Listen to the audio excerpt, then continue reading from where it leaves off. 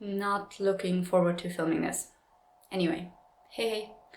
I'm filming this video because I think it will provide context for my other videos, especially the hiking videos and the whole Fjällräven Classic thing. It just makes sense to share this part of my private life, but usually I will not share things that personal. I mean, as long as they don't make sense in the context of my channel. So please don't expect this to be a recurring topic. This is going to be a one-time thing to put things in perspective. And I also thought like maybe it makes sense to share my story, and maybe someone has the same problem and will find a solution in this. Just one thing, please don't give me advice. I'm not asking for advice. I'm not asking for professional or personal advice. If you want to share your story in the comments, you're very much welcome to do so, but I'm not asking for any more unsolicited hints and tips and tricks and oh, I have that too, and oh, my grandmother had that too, and have you tried this? Please, I've had 3 years of that. I don't need it. I don't want it. Please just don't, okay? Thank you. So where do I start? Well, I've always been a pretty active person. Before I studied physics, I was a nurse, so I was on my feet like all the time. And I also ran half marathons and did a lot of workouts in the gym. And so I would say I was pretty active. And that was because it was pretty important to me to stay healthy and fit for my job, because my job was really demanding. But apart from that, whatever you do in your life, you know, it's important to stay active because we move so little in our daily lives. Anyway, this came to a pretty abrupt stop when I had my first knee injury, or my only knee injury really.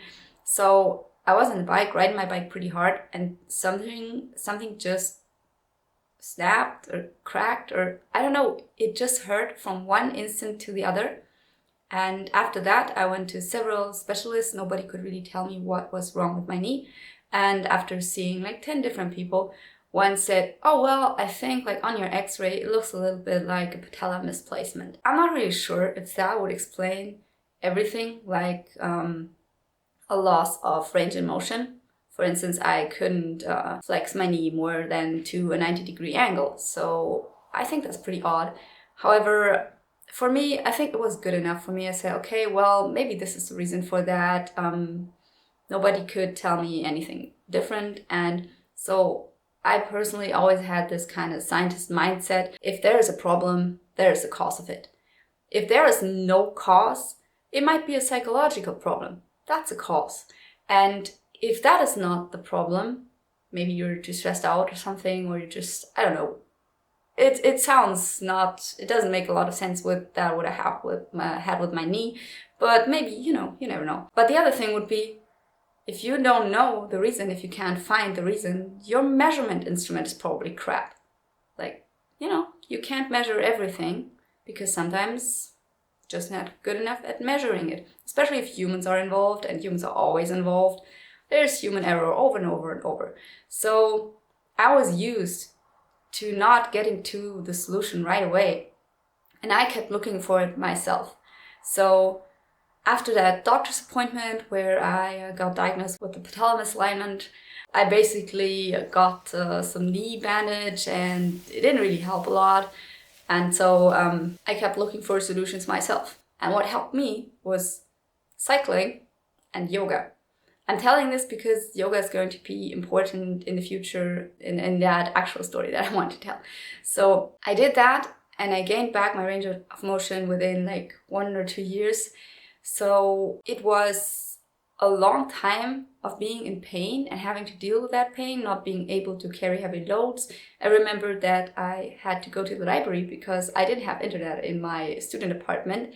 I just switched to university, started studying there, and so I needed internet on a daily basis. And I needed to carry my laptop to the library, but it was so heavy to me, or it seemed so heavy, which it really wasn't. It was a 2-kilogram laptop, so a normal, healthy 20-something should be able to carry that without a problem. But for me, it was horrible pain in my knee. Then I started using my bike for everything, and I was riding my bike in this weird way, pushing my left knee, the painful one, pushing it down, and the other one, well, that was not painful. So I just used this knee to pedal my bike normally. And I must have looked like a total idiot, but that worked for me. And this passive movement, I slowly got back to my range of motion, to my strength. And after 2 years, it was good again. However, I never got back into sports again, really. I used to refer to yoga as my only sport, saying like, I don't do that anymore. Oh no, cycling, no. I was doing cross country and some stuff and mountain biking. So I always said like, no, I'm not going to do that anymore. It's just too dangerous. I don't want to hurt my knee, and especially hiking. I was hiking in the mountains before, but then I just kind of stopped and never got into it again because I was afraid of injury. And whenever I tried, I always felt like, oh, my knee hurts a little bit. Maybe the pain will come back. Better not. So that was my mindset after my knee injury. And then I had to study. I studied physics, which is like a full-time job. But I also had 3 other jobs, part-time 2, and in the end only 1. But I had a lot of work to do, so I didn't have a lot of time to move and to be active, at least not as active as I was before when I was a nurse and my job was being active. So during that time and also afterwards, I had a lot of struggles with my weight. I'm not fat in any way, but I was obese at different times in my life. And I noticed that this was not good for my knee. Even if it's just like a slight increase in weight, I can feel it in my knee. I can feel it in my feet. So I'm saying this because a lot of people are always saying like, oh, you're not obese, you don't have a weight problem. But still, I was an athlete. I did half marathons. Half marathoners are thin people. I did not look like I looked later in my life. So when I was studying more and I had less time for sports, I gained a lot of weight. I looked a lot different and I felt a lot different. However, later I was like in a very good relationship. I was commuting a lot. I got a little bit more active and my studies got less stressful. And that was when I lost the extra weight again, and I felt so much better. I could feel it in my feet right away, feel it in my knee right away. I felt just so energetic, and that is how I know. That is how I know what kind of a difference a few kilograms make for a tiny person like me. So I just wanted to include that information because it's part of the problem. Then a while later, I met my husband, and after 3 years of trying to have our Flauschi, finally got pregnant.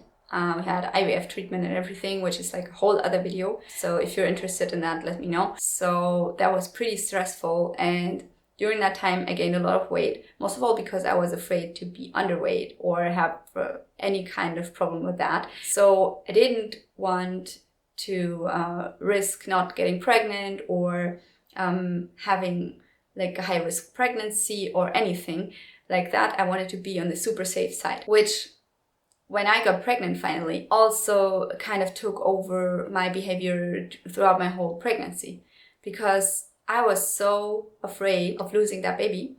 I was so afraid of just doing too much that I did basically nothing. I used every elevator instead of the stairs, and when I was actually taking like a longer walk, which was basically the only thing I still felt like doing because I had constant pain and cramps. Yes, I took a lot of magnesium, thank you.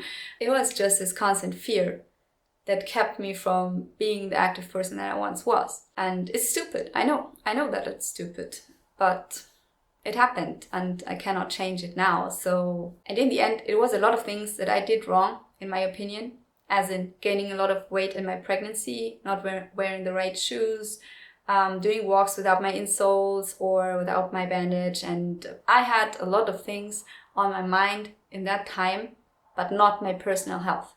And that was a problem. That was wrong. So in the end, after like half a year after my pregnancy, the consequences got to me. And I noticed some pain in my feet, and it got worse and worse and worse, up to the point that it was between a 6 and 7 out of 10. And it was so painful that I couldn't even sleep. And in the morning, each morning was like, I just don't want to get up. Because when I put my foot on the floor, it hurt. And I felt like the Little Mermaid.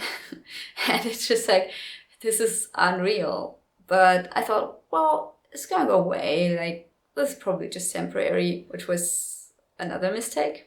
But yeah, anyway. After a while, I saw some specialists, and they basically all gave me the same advice and told me the stuff that I already knew, because like, it's not hard to guess what that was. Of course, it was a spur and chronic tendinitis and fasciitis. I had a very severe case of Achilles tendinitis and plantar fasciitis. That's not uncommon, especially if you've been a runner. So I knew before I went to the doctors, because we had a lot of patients with that as well. So I had seen that before, and I knew the prognosis, and I knew that after 1 year, this usually self-resolves. So after 1 year, I expected this would be over. And it wasn't. And the problem that I had, again, like in my pregnancy, was not being active. I thought, okay, don't move too much. This hurts. I'm just gonna do stretching, like the doctors told me. And physiotherapy and yoga, and especially yoga. I had so many hopes with yoga that it will make me better if I just do the right asanas. Talk to specialists there as well. And I mean, I've been doing yoga since I was 20 years old or 19 years old. So I've been doing this for a very, very long time. I'm experienced in this. But still, I could not see that it wasn't helping me. Even like after 1 year of intensified yoga training, I thought like, well, the results are gonna come. Just give it more time, give it more time. Everyone, including the specialists, were always giving me more time, saying, oh, it's gonna get better. Maybe try this, maybe try that. I've tried everything in the book. I've tried the fucking keto diet. And yeah, some of that helped and improved the pain a little bit, but nothing was really like a breakthrough. So that in the end, I just said to myself, like, well, it's probably going to be some psychosomatic problem. It's probably just me being stressed out, or it's probably just bad luck, or probably I just have shitty feet. So I kind of gave up. And I think that the biggest mistake in this was me moving less instead of more, me doing less and less and less and less, not carrying my kid, not carrying anything, not going out, not going hiking, not being active, not doing anything, because everything hurt.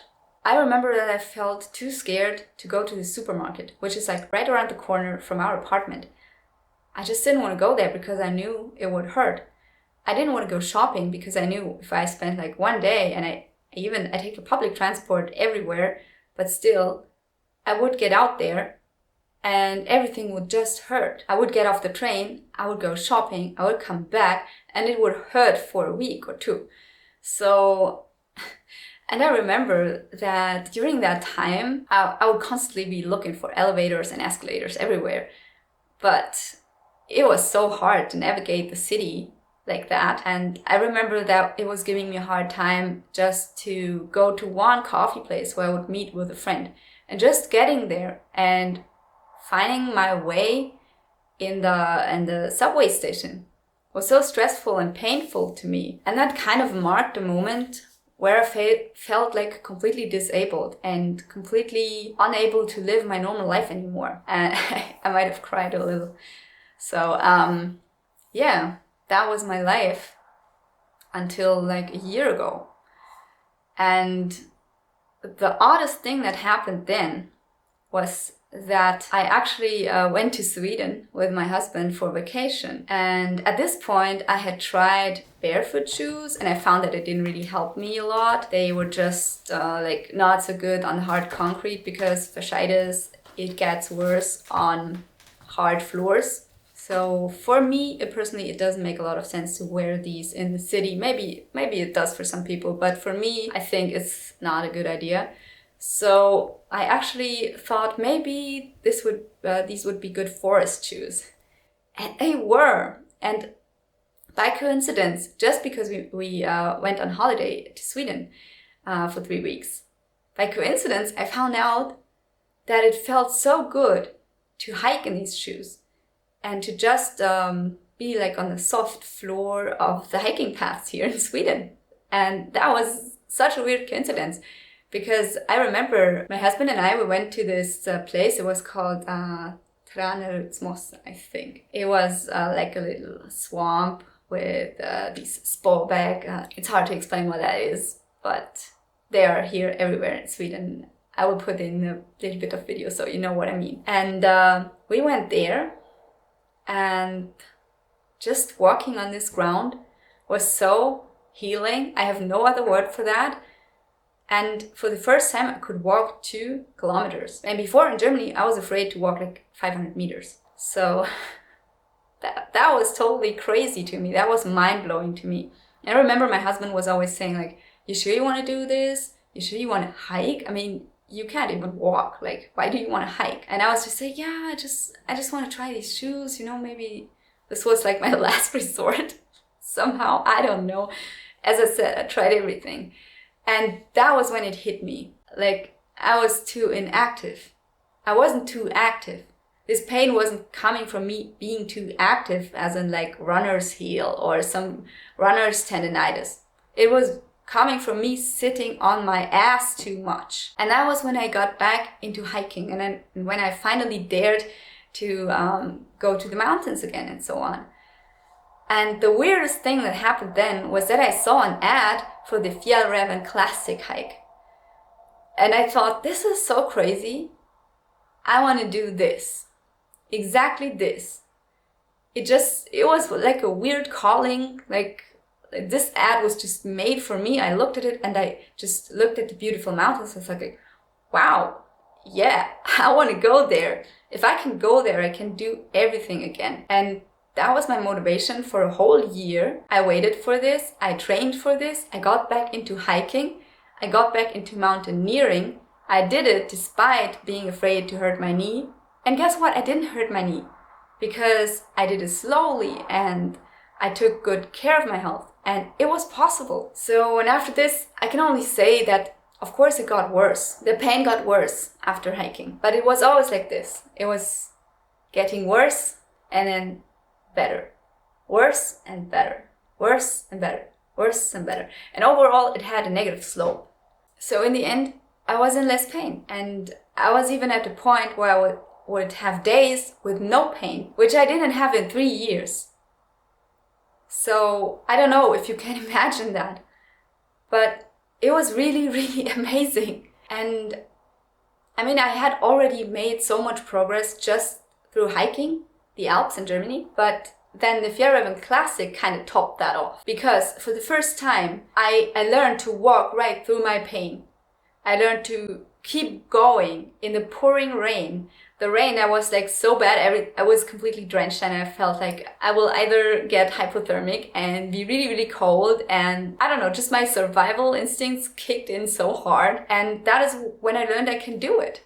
I can do it despite the pain, because my mind is stronger than my pain. So what this did for me was that the pain is no longer a stress signal for me. It's just there. I mean, I don't love it, but I'm kind of at peace with it. I know how to deal with it. I know that I can overcome it. And that's ultimately really, really powerful. However, I also want to share something for everyone who might deal with a similar issue. Maybe you found some inspiration in this. For me, I found that I need constant new goals. So I want to do something else, some other hiking trip next year. It's probably not going to be the Fjällräven Classic again. Maybe it's the Fjällräven Classic in Germany. Let's see about that. But I'm also thinking about the Karwendel Höhenweg or some other hiking gig in the Alps. But I need a next goal. And I think that is so important in life, that you keep improving yourself. It sounds pretentious, but I really don't mean it like that. Because for me, it just means getting back to normal, having more normal in my life. Being normal, being at a normal level is something positive for me. So, yeah, that's it.